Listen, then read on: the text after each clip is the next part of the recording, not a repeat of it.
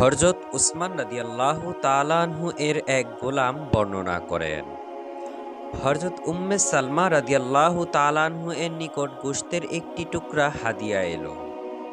যেহেতু রাসূল সাল্লাল্লাহু আলাইহি ওয়াসাল্লাম গোশত খুব পছন্দ করতেন, তাই তিনি ঘরের সেবিকাকে বললেন, এটি যত্নের সাথে রাখো। রাসূল সাল্লাল্লাহু আলাইহি ওয়াসাল্লাম তাশরিফ নিলে তার সামনে এটি খাবার পেশ করবে। খাদেমা গোশতের টুকরাটিকে একটি তাকে রেখে দিল। ঘটনাক্রমে এক ভিক্ষুক এসে দরজায় করাঘাত করতে লাগলো যে, আমাকে কিছু সদকা দাও, তাহলে আল্লাহ তোমাদেরকে দান করবেন।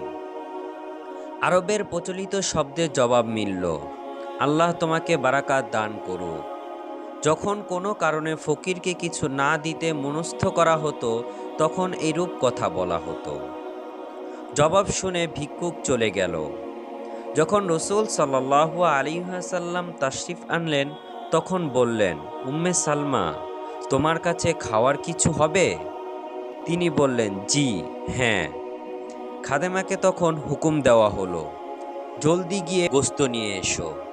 খাদেমা রসুলের খেদমতে পেশ করার জন্য গোশত আনতে গেলেন। গিয়ে দেখলেন সেখানে পাথরের টুকরা ছাড়া আর কিছুই নেই।